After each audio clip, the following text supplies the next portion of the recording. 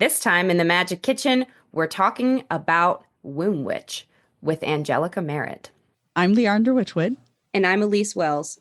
And welcome to the Magic Kitchen podcast, where we talk about magic, kitchen witchcraft, herbs, and everything in between.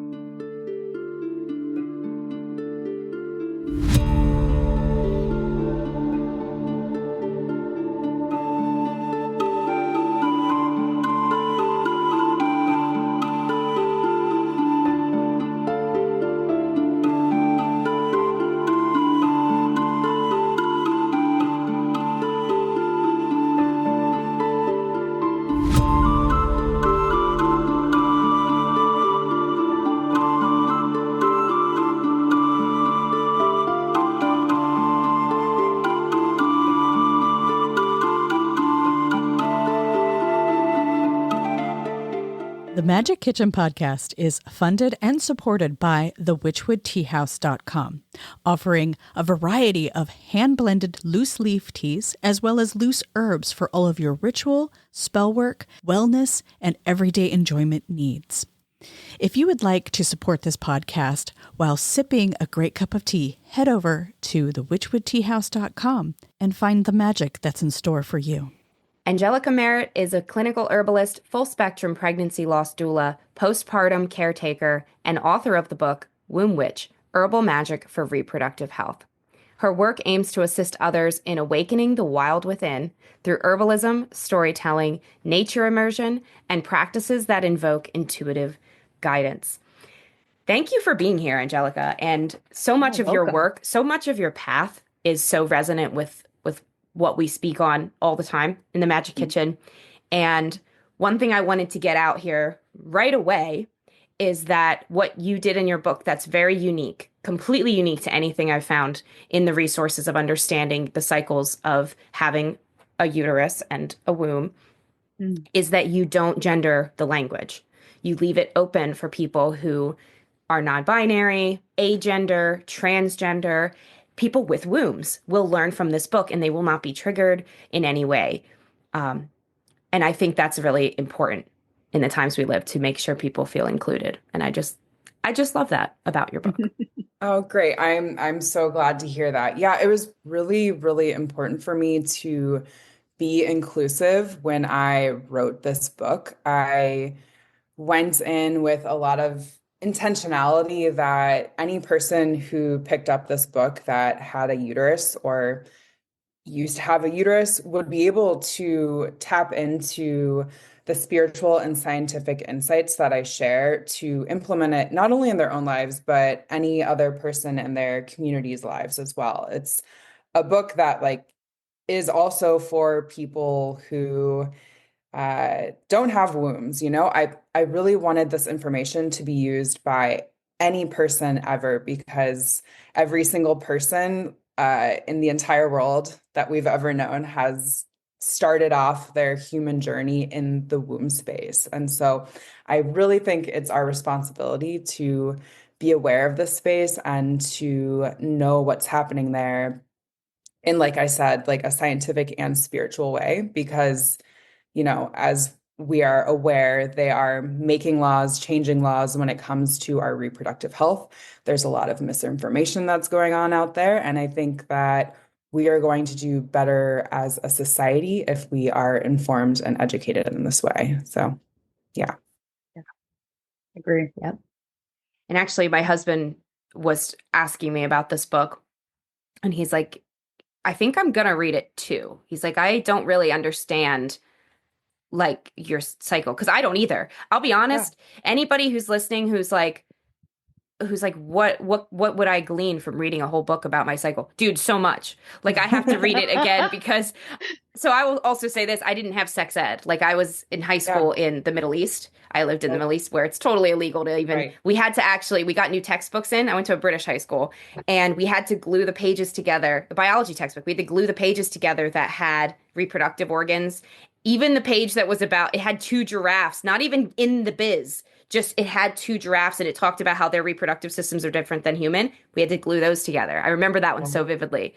So, yeah. And then I met my husband when I was 19, and truthfully, like I just hadn't had a deep enough relationship yet to that point where I had a partner that I could talk about my cycle with.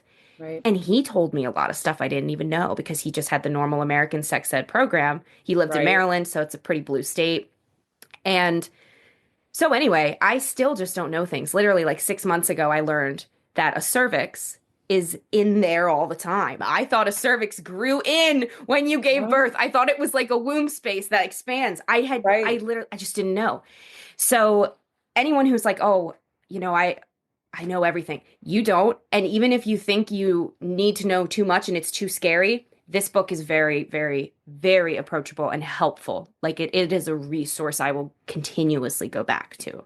Oh, I love to hear that. And that's so great. And you're right. Like I myself practiced the fertility awareness method, which is a natural birth control method where you use the position of your cervix and your cervical fluid, and then your basal body temperature, which is your waking body temperature.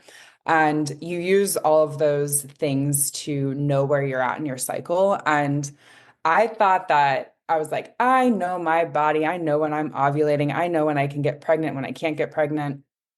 And then I got into a circumstance where I found out that I didn't actually know everything about my body. I found out I had endometriosis and I experienced an ectopic pregnancy, and I didn't even know what an ectopic pregnancy was. I was dumbfounded. I thought I had studied the body as an herbalist and had a good grasp on my fertility awareness method, and then very quickly I realized that I didn't know it all and that a lot of people around me didn't know it all at all, like in any way of the sense. I went to public school in Ohio in a very small town, and they essentially like threw some tampons and pads at us and were like, you're gonna start bleeding one day.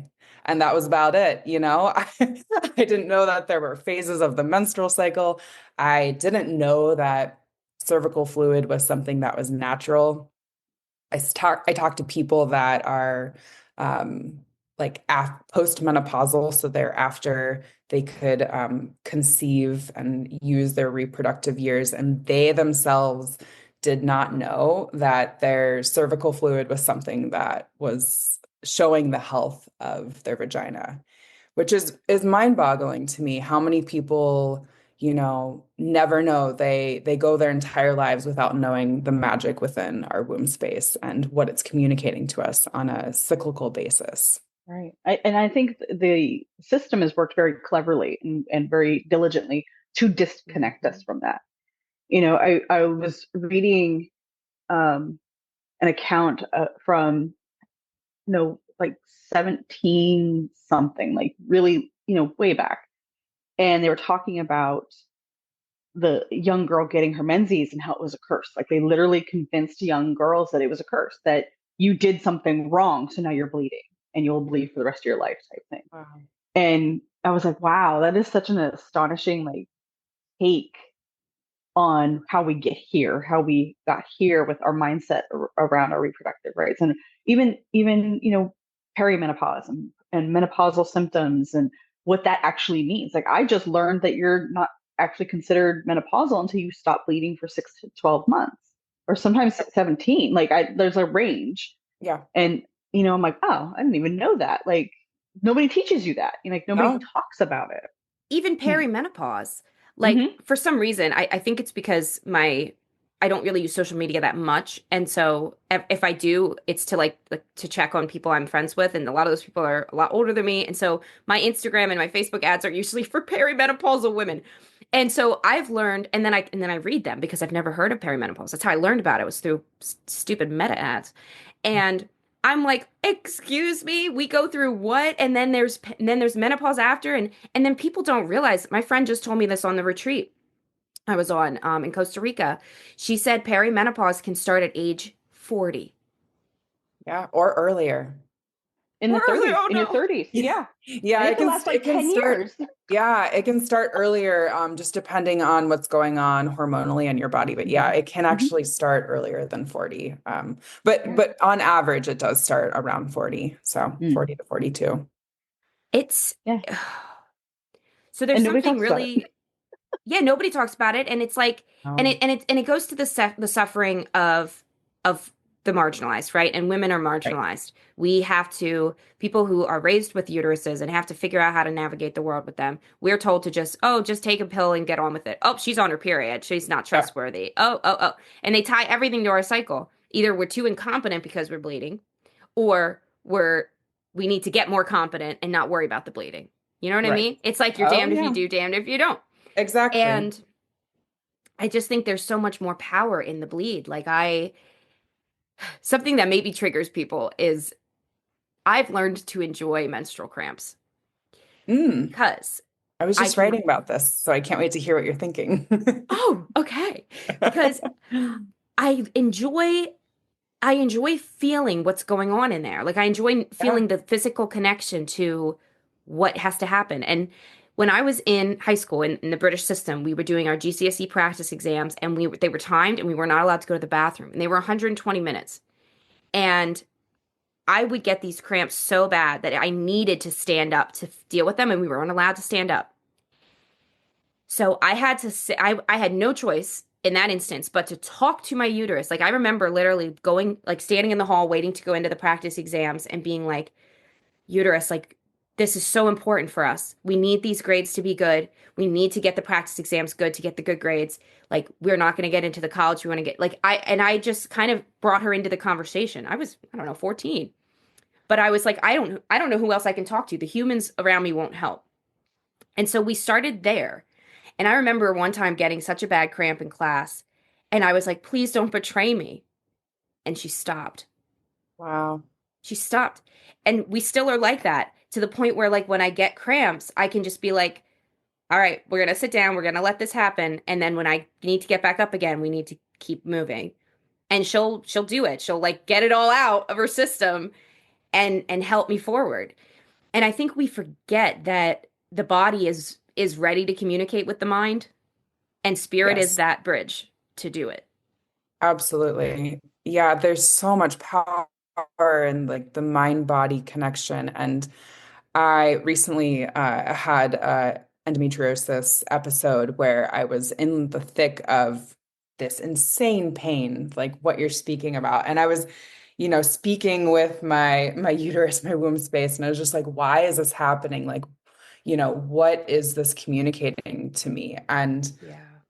it was really like one of the most spiritual, profound moments that I've had in the past, maybe 2 years of my life. Like it was the most pain I've been in a long time. And it was telling me like I needed to like be here now. Like it wasn't going away until I fully like settled into the moment that like I needed to. I was in the car driving down the highway and I was like just looking out at like the night sky. And I realized I hadn't looked at the night sky in like months. And I love the sky. I think it's so important to go outside and look up and just like stare at the ethers and all that surrounds us. It's such a like potent divine thing to witness. And I realized I hadn't done that in such a long time. It wasn't something that I was doing. And I really felt like my body was communicating to me, like, be here, like, look at what is surrounding you, like, look at the magic that is all around and is always here at your disposal. Like, you can always access this.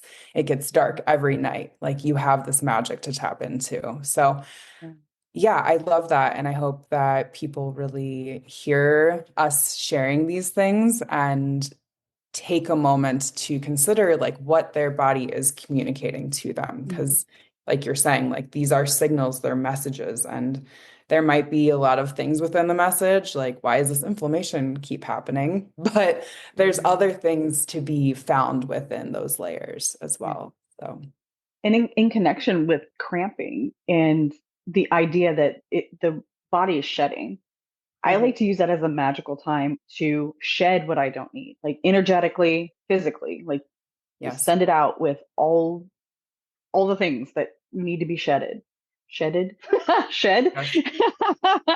Yes. send it out. So, every time it, I would feel a cramp, I just sit there and I lean into it, let it go.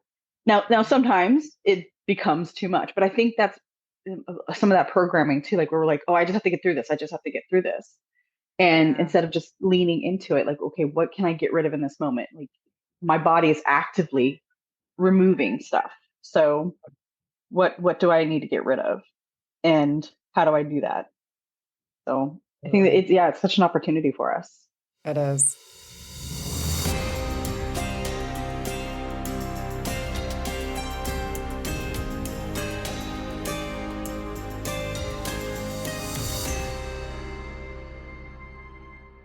Hey, seekers of the sacred wild.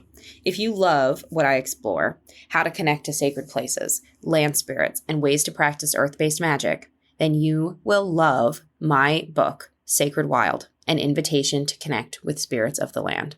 This book is the heart of everything I share in my work, guiding you to build real, rooted relationships with the land where you live. Pre-orders are everything. They help books become bestsellers and reach more magical folks like you. Go to seekingnumina.com/preorder and you will get special bonus content for pre-ordering as well. That is seekingnumina.com/preorder. Thank you for walking this sacred path with me. So I have a personal conundrum that I hope listeners will see themselves in. I've been on birth control since I was a child. Since I was 16. I was Mhm. pre-anemic, so they were like, your periods are too heavy, go on birth control. And I'm now 29. If I only have 10 more years left to bleed, I really, really want to feel it fully. And I haven't for 16 years, if I really think about it. So I would like to go off birth control, but I also am not interested in getting pregnant. Yeah. So what are the resources for somebody who wants to use FAM and maybe other things as well that could help feel, could help us have ownership over our cycle in deep ways, but also hopefully keep us from getting pregnant if we don't want to. Right, right. Yeah, and I want to note that what I'm about to share is important for people that are also not engaging in sex that could result in a pregnancy, because like the signs that our body shows us whenever we're you know, dealing with looking at what's going on with our menstrual cycle is a vital sign of our health. So it's something that all people of all walks of life can use for the betterment of their health and to get like a deeper view into what's possibly going on in the body. I also want to say that I am not like a formally a fertility awareness method trained professional.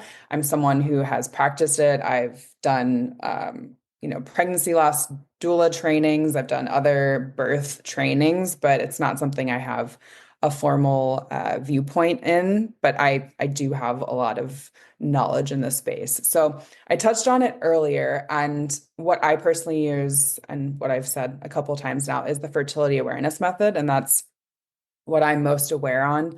And I use my cervical fluid to tell when I am fertile or not fertile in my cycle. So through each phase of the menstrual cycle, you're going to have different kinds of cervical fluid come out of your cervix.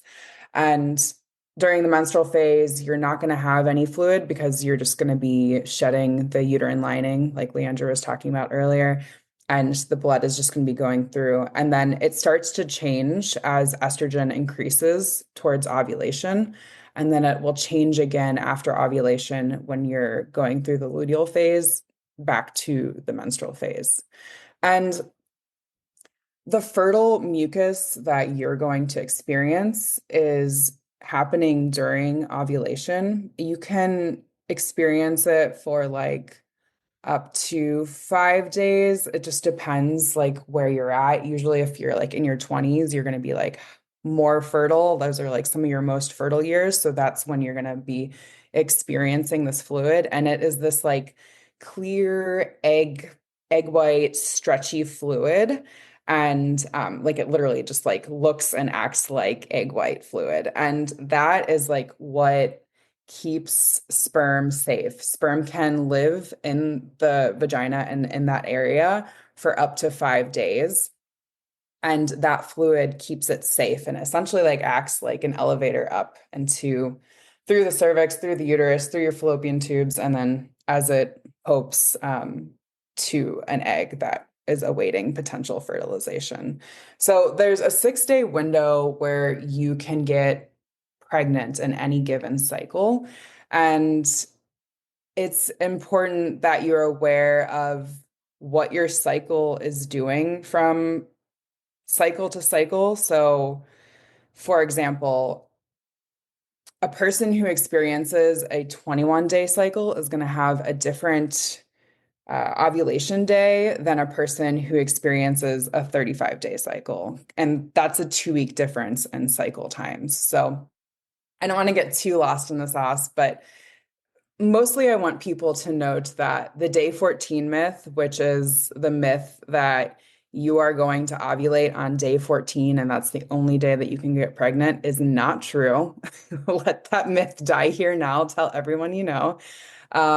You might ovulate on day 14, but you're not necessarily going to ovulate on day 14 every single cycle. And just because you ovulate on day 14 doesn't mean the person next to you is going to ovulate on day 14, even if you both have the same cycle. And what I mean by that is maybe you both have a 21-day cycle, but your body, your hormones are going to be doing different things. So it's really important to, you know, get information from a solid resource. And I'm happy to provide you with some books and resources of people that I really trust for the listeners to check out when it comes to the fertility awareness method for people who are looking to come off birth control or people who are looking for a natural way to view their cycles and to try to conceive or try to not conceive, because that's a really important thing to know, not only for yourself, but then to tell other people. Before my partner and I like really got serious, I handed him a zine that I had, and it was like a fertility awareness zine. And it was a really beautiful breakdown as to like the different menstrual phases or the different phases in the menstrual cycle, and then all of the different fluids that you could expect and what fertile fluid looked like. And I was like, okay, you're not touching me until you have read this and you can tell me how you can identify what fertile fluid looks like. So, Nice. I think that's such a great way to take the power back too. Just yeah, this is my cycle, this is my body. You want to partner with me, then you're gonna recognize and you're gonna exactly. respect it. I love that. I absolutely love that. Yeah. I so one of the things I've been doing for the past year or so is I've been doing the cycle eating. I'm not sure if you're familiar Yeah. with that. Cycle Okay. syncing. Yeah. Yeah, so like during my cycle I eat like more spicy foods and um I think that one I feel like it really supports like when you're in the luteal phase or if you're in the follicular phase like and it helps me get a grasp on tracking my cycle, what's happening. Now, I've kind of fallen off the wagon the past few weeks because things have been nuts. And but I notice now when I track like that and then change the way I eat according to my phase, I'm much more in tune with like when my cycles shift and when the hormones are shifting. Yep. Do you have any like recommendations for our listeners on that, or any ideas that they how they can get that started? Because I know there's not too many resources on that. Yeah. So in my book, I actually break down each menstrual phase and then I go through the different nutrients that our bodies really need during each phase, and then movements and herbs that are also supportive during this time, and then why they are. So there's like 30 pages of information that I could break down, but it really varies from phase to phase. But like first and foremost, I feel like if people want to start on that journey of eating foods that are supportive to their different phases of the menstrual cycle, just start off first and foremost with eating whole foods. and trying to just really tap into your body. Like we were talking earlier, I think there's a lot of power in just being hyper aware of your body and when you're eating certain things and, what reactions are happening throughout your body. Take note of that. And then, you know, if you want to do more research into seeing like what nutrients are specifically geared towards supporting you during that phase, then maybe that's going to also help you realize, like, oh, I really crave steak and dark leafy greens whenever I'm bleeding. Why is that? And it's like, oh, right, because yeah, it contains all of the nutrients that I need to like nourish my body and then prepare for the next cycle, prepare for ovulation, prepare for, the thickening of the uterine lining that Yeah. happens right when the previous cycle ends. Well, it helps me meal plan and grocery shop. Like honestly, like Absolutely. I cook according to my cycle. If anybody else in my house doesn't want to eat it, they can order out. There's Uber, Yeah, there's I love it. DoorDash, whatever they want to use. There's the restaurant at the corner. But I found that like I feel more supported. It's my way of supporting myself and Mhm. making sure that I have the nutrients I need. But yeah, definitely. Like I do notice after doing this for about a year that during my cycle, like I definitely want spicy foods. I want soups. I want stews. I want Yep, things that warm and seem to get the exactly. blood moving. Yeah, Yep. I love Yeah. it. Yeah. So this is weird then, maybe. I crave seafood when I'm on my cycle. That makes sense. Yeah, I think that makes perfect sense. I mean, it's omega 3s. Omega 3s are very supportive to inflammation. It would also make sense just with your ancestry as well. That's something that Mm, like your ancestors ate a lot of, I'm sure. And, hmm in tandem with being very supportive to the menstrual phase because it's protein packed, it's like, it is like a hunk of like pure, beautiful protein that's super nourishing and going to directly help your body like decrease the inflammation and have an easier time with letting the release happen. Hmm. And we also have to remember that our bodies are also hydrated by oils. So fatty oils, like from Yes. fish, like omega 3s and that sort of thing, they're essential to keeping ourselves hydrated. Like we always think water, water, water, water. Right. But oils are incredibly essential to hydrating our skin, hydrating our organs, keeping the cell lining intact. It's very Yep. interesting. Yeah. Our bodies know what they need. Yeah, they We just do. gotta They really listen. do. It's beautiful. Yeah. Yeah. Yeah, I began an embodiment journey in March of 2024, and I actually created a new journal and like really revamped my spiritual practice to bring my body into it a lot more. And since that journey began, I've been able to lose 60 pounds. It's wild by literally just releasing. I released some fears of being seen. And I also was like, okay, I'm going to listen to my body. I found out I'm allergic to dairy. Ah, I'm pretty highly intolerant to soy.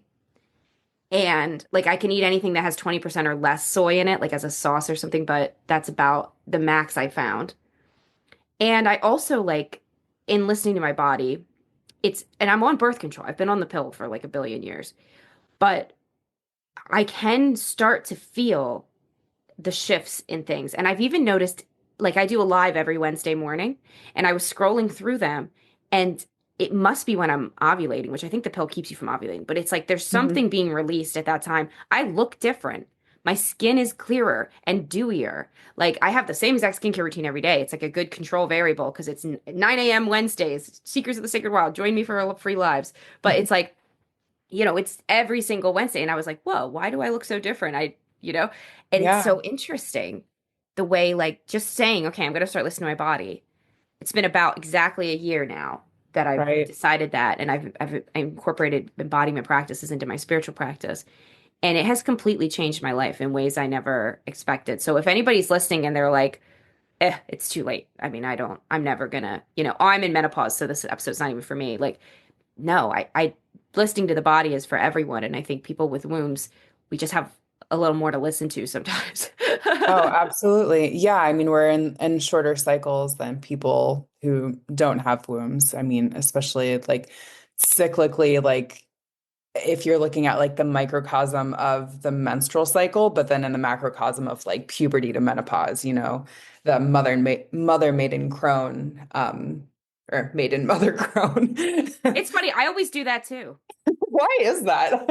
I'm I like, did someone say that like once upon a time and repeat? And it happens to my brain all the time. But yeah, throughout those archetypal years, there's so many different cycles that our bodies are going through because there's so many hormonal changes, but then also, those hormonal changes enact spiritual changes that we're going through as well. So yeah. yeah.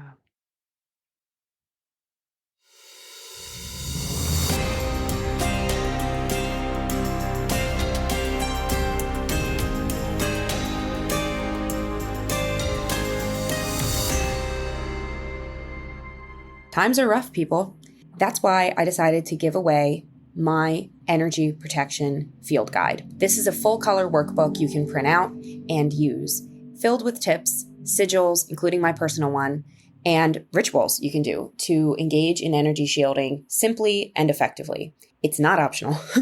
It's more important than ever. And I really want that to feel accessible for everyone. So take a look at the description and click the link, and it is yours.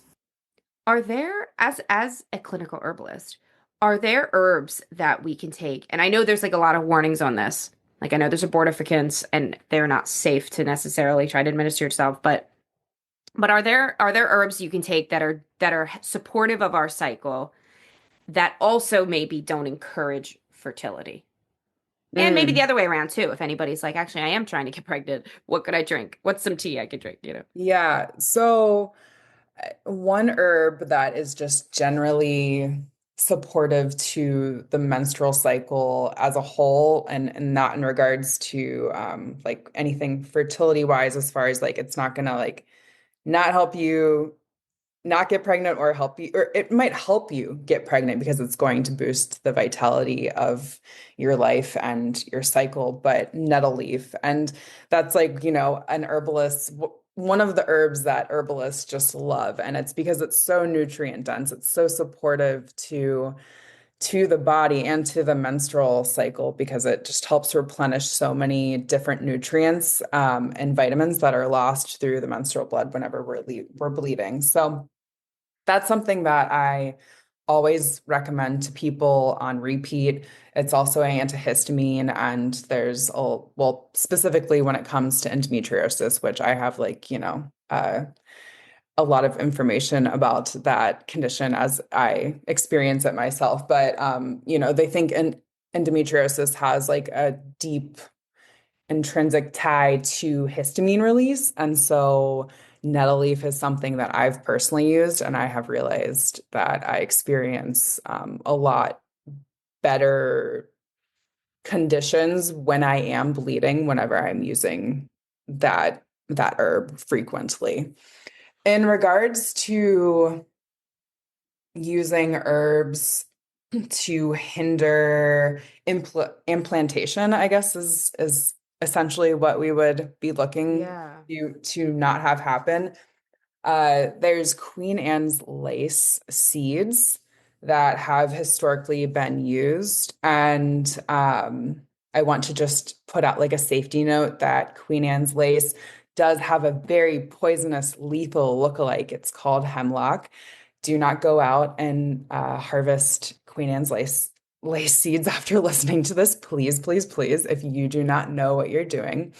There's a lot to say when it comes to Queen Anne's lace seeds. There's a lot of like spiritual ways to look at it and also scientific ways. There's been some people, um, Robin Rose Bennett, she did like a study, I think it was in like either the early 2000s or the late 1990s with a group of women, primarily women, I think, that were using Queen Anne's lace seeds to see if it was inhibiting implantation or not. That's something really fascinating. I'll send you the link to that so people can check that out. That's Yeah. one plant that helps in that way. And also papaya seeds is another plant that has been historically used to inhibit implantation. Does that They help come, men? Like what? I had a friend who said men can take it as well, Yes, papaya there's seeds. actually a really interesting scientific study that was done. I can't exactly perfectly reference it, but I just read it like 2 months ago. But yes, men can also use it. So the study said to help like decrease motility of sperm. So I don't know if it helped like decrease like the number of sperm, but I'm pretty sure it was the motility. So Gotta it slow them down. yeah, it would potentially be helpful, for both parties to take it, but it doesn't come without warnings and also being aware of like how to take it. I don't want people to think that they can just start taking papaya seeds, like eating a few every morning, and that's going to help prevent implantation. There's a lot of knowledge that needs to be had, such as like just being aware of your cycle as it is and, knowing when you're ovulating and when you're not ovulating.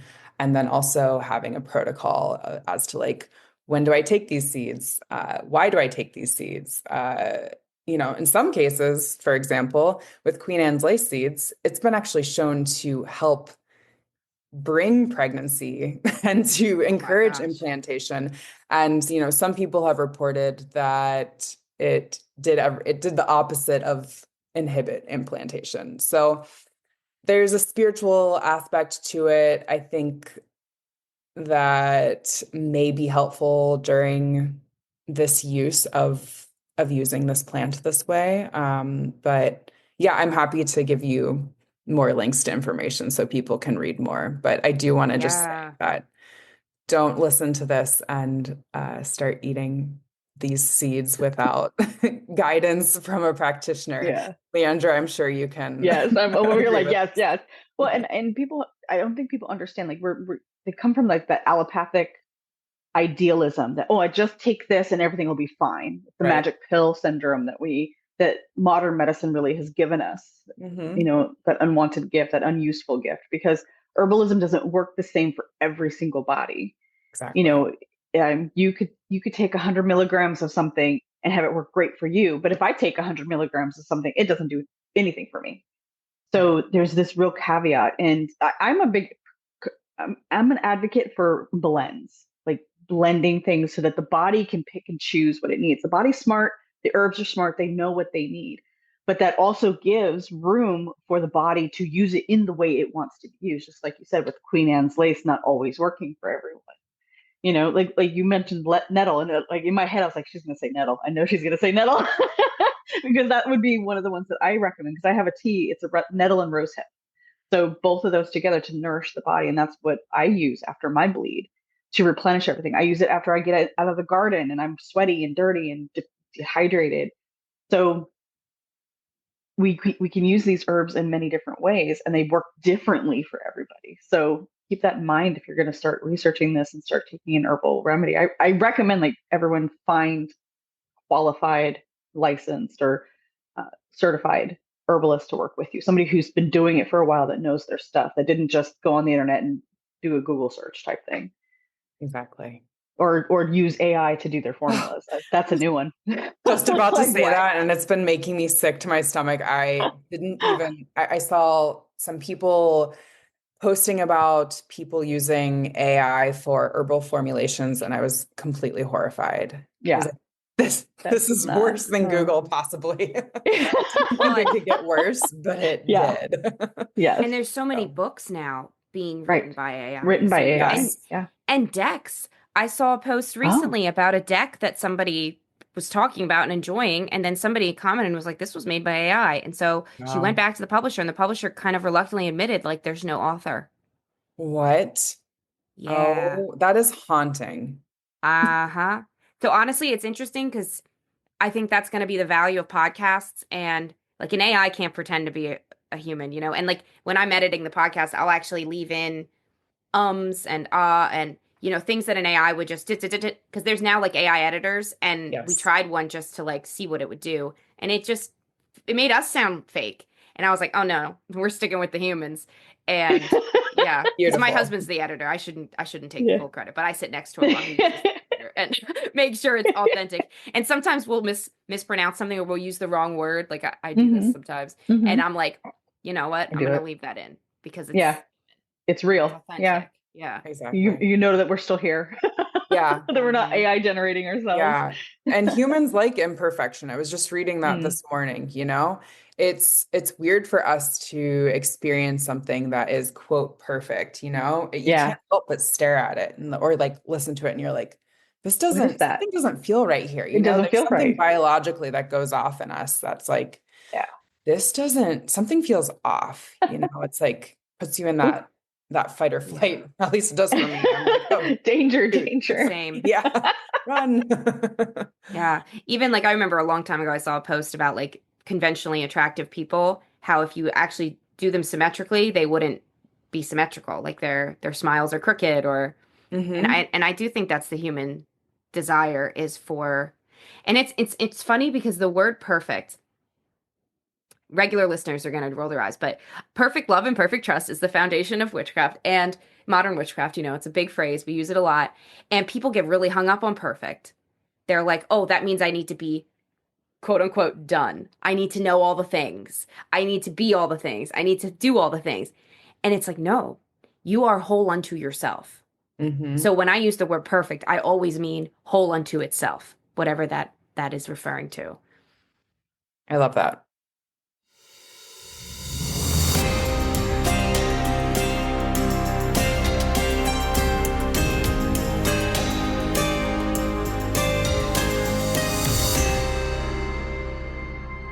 Hey, it's Leandra, and I'm here to invite you to join me in the Rebel Mystic Coven. In this coven, we meet twice a month and learn witchcraft. Everything from protection magic, candle magic, all the way up to working with plant spirits, working with animal spirits. And when you join at the tier 3 level, you get full access to the Rebel Mystic Academy, all the lessons, and a free monthly reading with me. So I hope you'll join me.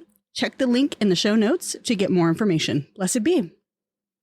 Okay. So I was hoping before we wrap up that you could just give us some ideas, advice, some indications for our listeners who are reaching perimenopause, or maybe they're in menopause and they're just not sure because, like we said before, we're kind of disconnected from our bodies. We've been taught like we can't really identify what that means for us or what that looks like for us. So help us out. Yeah, yeah.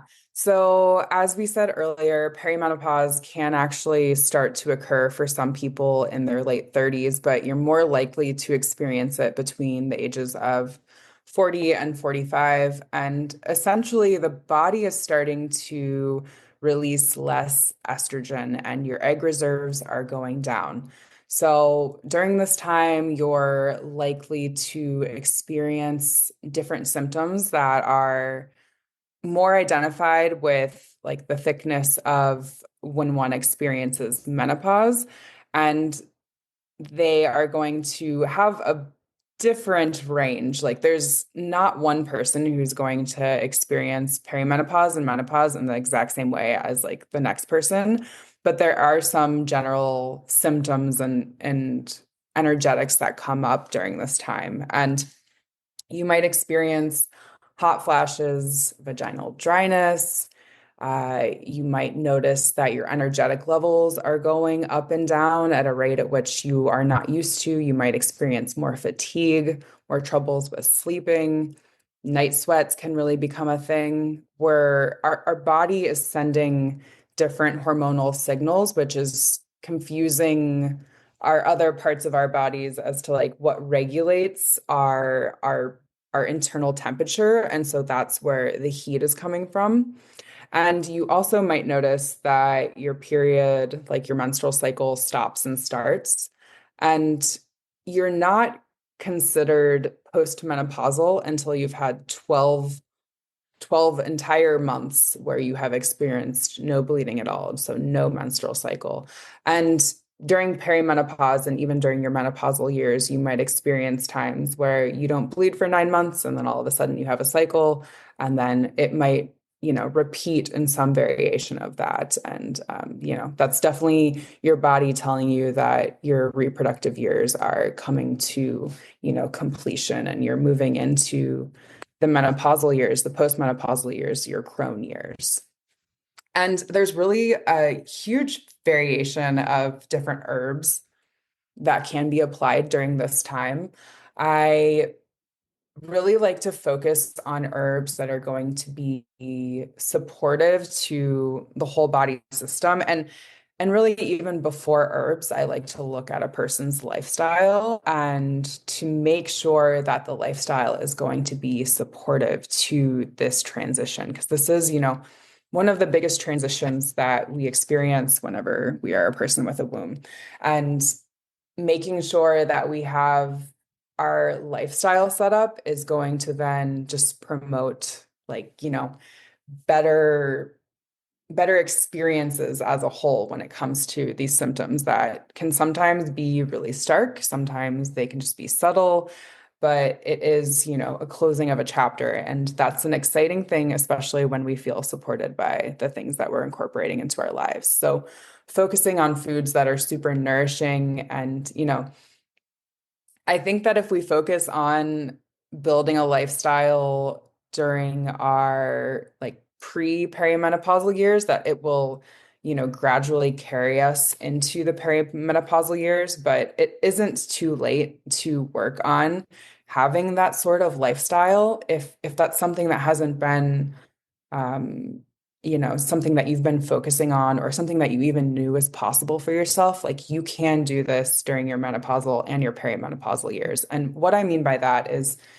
creating a diet that is nourishing to you, and not only nourishing, but is exciting. It's not about restricting yourself, but it's about nourishing yourself and, allowing yourself the piece of pie every once in a while. I don't want people to think that whenever you're going through this change, you have to completely restrict yourself. I think that there's a lot of joy that's experienced with food. And so, absolutely make an intention that the food you're finding for yourself is not only like nutrient dense, but something that you're really enjoying as well. And then just making sure that you are supporting your body with movement. And it's important to note that, like, for every year after you turn 30, you're losing muscle mass. So during this time, really focusing on lifting weights.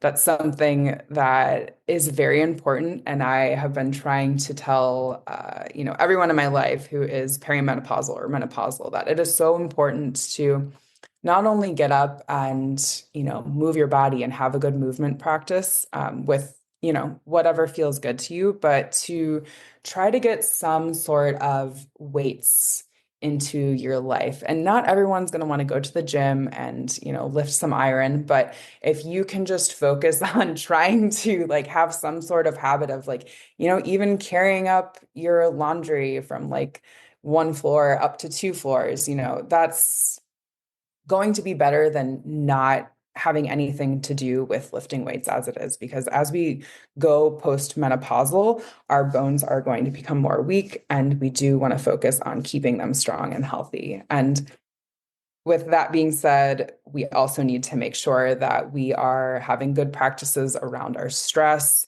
So, stress is something that we feel really affected by during perimenopause and menopause, and some herbs that could be supportive during this and helping us integrate some of the stresses that we're going to be feeling physically and also mentally and emotionally and spiritually.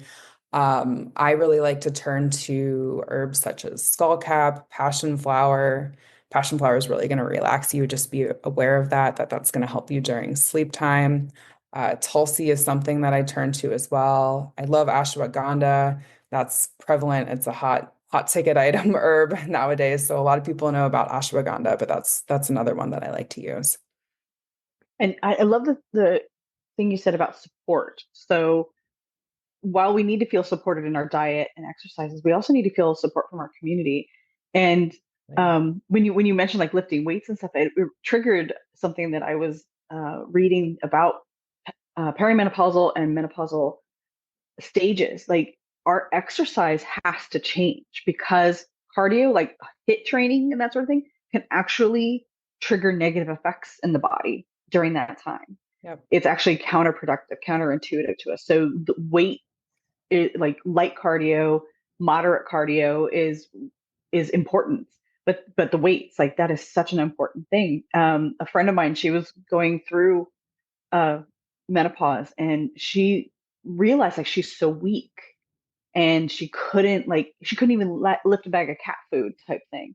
And it's that realization, like, yeah, we change drastically. It is such a transition for the body to go through this, and we have to shift everything. It Yeah, kind of sucks, but at the same time, like it's a stage, it's a rite of passage. Like, absolutely. look how far we've come. Right, right. And And that's it can be really empowering too, right? Right. Because you're Yeah. like, yes. oh, you do have the ability, even if you've never strength trained in your entire life, Yes. You can still do it. you've grown this body for so many decades. You've went through your reproductive years. You're such a strong human being internally to have like made it to this like time and space. And so, you can slowly start with those types of tools, but it's definitely going to be like a source of empowerment with, doing strength training and figuring out like what that means for you. And your body is going to do a lot better for it. Yeah. And I think celebrating these rites of passage as rites of passage, making time to get together with your friends, like truly, like when you hit that 12 month of no bleed, celebrate your crone energy. And Absolutely. the coven that I trained with in the eclectic fairy tradition has a nature sanctuary now. They croned the coven a few years ago, but it's in York, Pennsylvania. And every year, my high priestess hosts a crone's tea on Hecate's feast day, on or around November 16th. So if you are coming up to crone age, message me. I can get you in touch with her sanctuary. They're a little old school the way they run things, but truly stepping into your crone energy is really important. And we celebrate motherhood only when it's about children. And that really, really, really irks me. Like I remember a friend of mine started a new business and then a year later had a baby. And I just remember the contrast of celebration, And I'm like, what? She birthed a business. That doesn't count. Or like for my books, like I've birthed books, but people still, not all people, but some people still are like, oh, when are you having a child? I'm like, oh, I'm having two this year. What are you talking about? So, so anyway, Absolutely. these rites of passage, get together, celebrate them, do ritual. Yes, I mean, not everybody has the beauty and luxury of a local coven to join, but that is the value of this kind of community is having a space to celebrate your rites of passage and it helps us actually settle into them because it's hard to actually say like even turning 30 next month, I'm like, whoa, that's scary. So planning my birthday party has been kind of like a way of saying, okay, this is happening and it's going to be fine. It's actually going to be fun. That's what rites of passage are supposed to be. They're supposed to be celebrations. absolutely. And they're so important, right? Like, I think that holding on to joy right now is one of the most potent medicines that we can all partake in. I keep hearing this from others, and I really am like steeping this in my own life, and I hope it echoes out that joy is so important. Like, we have to celebrate our human experiences, and yeah, like you're saying, like celebrate these rights and acknowledge them as, sources of power and joy and connection with, all that is and all that ever has been, There's nothing that has ever been, created by humans that isn't in thanks to the womb space, and not only from the people who birthed those babies, you and I, but the people who nurtured them and tended to them, the people who have chosen not to have children and, teach these people or tend to these people or be in relationship with these people. Those people are so important as well and are the reason why we have anything we have and the reason why we can be talking to each other right now. So, Yeah. yeah, Yeah. That makes me think of Starhawk. Absolutely. She chose not to have children, but she Yeah. birthed the reclaiming All movement. She kinds. birthed Yeah. modern witchcraft essentially. yeah, She Yeah. actually was in an interview on Druidcast in 2016 talking about that. I just caught up with it. And I was like, huh. Yeah. Yeah. Lots of ways Yeah. to step into our mother energy, our nurturer Yep. Yes. energy. Yeah. In the container that I offer to my students, we teach that the womb space is a space we can create too, energetically, not Yeah. just physically. You don't have to just be female or a woman to have this womb space. You create that womb space for Hmm. creation, for manifestation, for nurturing yourself. So it's spiritual, it's ethereal, it's it's physical, it's everything. Yep. Mm. Beautiful. All right, Angelica, tell our listeners where they can get your book, Womb Witch, where they can keep up with you and all the things you're up Mhm. to. Yeah, so Womb Witch Herbal Magic for Reproductive Health. It can be purchased online at Microcosm Publishing. I am also personally selling signed copies. If that's your type of thing, you can message me directly at Dandelion Dazed, and that's Dazed on Instagram. I am on Substack and YouTube at Angelica Merritt. Actually, I take that back. On Substack, I am also at Dandelion Dazed. And my website is angelicamerritt.com. I do herbal consultations and I will be doing workshops in Cleveland on April 5th and then in Brooklyn at the Anima Mundi Apothecary on April 15th. I'm not sure when this is going to air. Yeah, I think this month. So yeah, perfect. Okay. And then also I will be doing virtual workshops as well in the coming future. So if you are interested in that, go ahead and follow me online, sign up for my Substack. That's what I use as my newsletter. Thank you both so much for having me. This was Yeah. wonderful. Thank you for Yes, coming on and absolutely. talking to us about this. This is a good topic. I love it. Like I think Yeah, we need to talk more about this stuff. absolutely. Merry meet Merry part and merry merry meet meet again. Thank you for joining us on the Magic Kitchen podcast. Please visit my website, leandrawitchwood.com, for news, information, and more episodes. I'm Elise Wells, and I can be found at Seeking Numina on YouTube, Instagram, and Facebook, and seekingnumina.com. That's Seeking, Numina.